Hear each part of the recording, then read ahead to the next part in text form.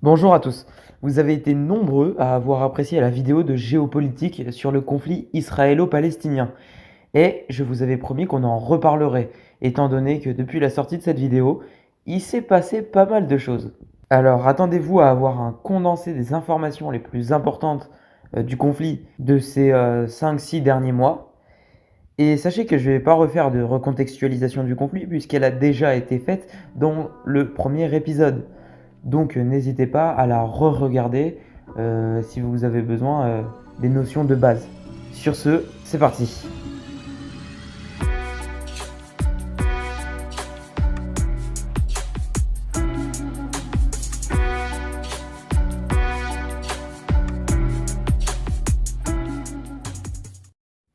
Quelques jours seulement après la sortie de notre vidéo, Benjamin Netanyahou, au pouvoir depuis 12 ans comme Premier ministre, perd le pouvoir le 13 juin 2021. Il est succédé par Naftali Bennett, homme d'affaires et homme d'État. Ce dernier est aujourd'hui le leader de la droite nationaliste. Naftali Bennett a dû s'allier avec le centre pour précipiter la fin de l'ère Benjamin Netanyahou. À l'heure où j'écris cette vidéo, donc en décembre, Netanyahou se dote d'une machine de guerre médiatique pour tenter de reprendre le pouvoir qu'il a perdu en mai, après 12 ans comme Premier ministre. Un milliardaire israélien d'origine géorgienne et russe vient de lui offrir sur un plateau une chaîne de télévision. Ce qui va lui permettre, un petit peu à l'instar de Trump, d'avoir un endroit où il peut s'exprimer plus ou moins librement. En parallèle de ça, le mercredi 10 novembre, les États-Unis, Israël, le Bahreïn et les Émirats menèrent des manœuvres navales en pleine mer. Il s'agit là du premier exercice militaire normalisant les relations entre l'État hébreu et les pays du Golfe. Ces manœuvres sont donc très symboliques.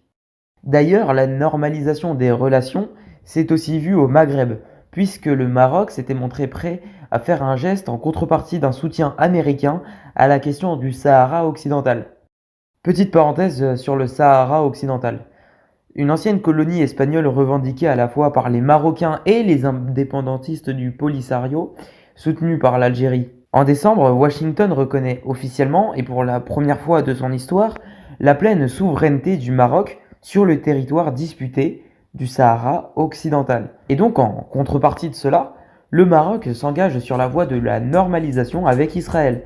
Il s'inscrit donc dans la lignée de ces pays arabes ayant normalisé leurs relations avec le pays hébreu. Selon un sondage, plus de 40% des Marocains soutiennent l'accord. A contrario, l'Iran n'est pas dans cette optique et soutient l'Algérie lorsque cette dernière a refusé l'adhésion d'Israël à l'Union africaine en tant que membre observateur. Une position appréciée par l'Iran. Dans un entretien téléphonique avec son homologue algérien, Rabtan Lamamra, le responsable iranien avait alors souligné la grande sagesse dont Alger faisait preuve sur ces deux questions. Il y a donc une querelle entre le Maroc et l'Algérie, ce qui nous pense à nous poser la question suivante. Est-ce que le bras de fer entre Israël et l'Iran au Moyen-Orient ne pourrait pas avoir lieu désormais sur le terrain maghrébin? D'autant que certains émettent l'hypothèse d'une frappe israélienne contre l'Iran en cas d'échec diplomatique.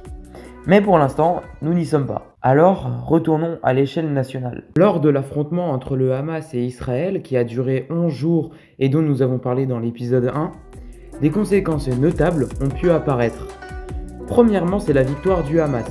En effet, l'organisation terroriste s'est montrée victorieuse puisque selon un sondage, 53% des Palestiniens considéraient que le mouvement islamiste était le groupe qui méritait le plus de représenter et de diriger le peuple palestinien, loin devant le Fatah, le parti dirigé par le président de l'autorité palestinienne qui n'a obtenu que 14%.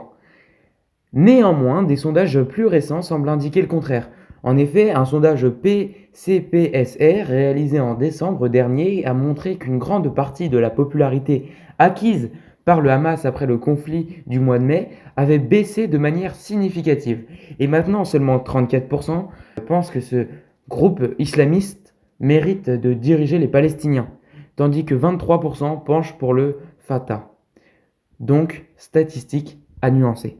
Autrement, le 7 décembre, Israël a annoncé qu'il avait achevé la construction d'une barrière intelligente autour de sa frontière avec Gaza. Alors, qu'est-ce que cela signifie?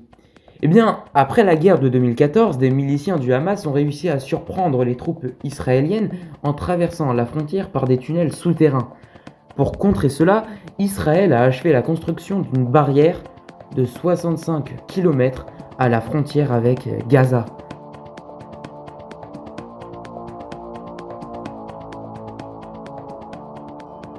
Voilà, c'en est tout pour cette rétrospection sur l'année 2021 et le conflit israélo-palestinien. Avant de vous quitter, nous allons voir quelques pistes qui me semblent intéressantes à suivre en 2022. Et d'ailleurs, bonne année à tous. Premièrement, on a les négociations entre Israël et la Palestine par le biais de l'Égypte qui peuvent apporter une trêve.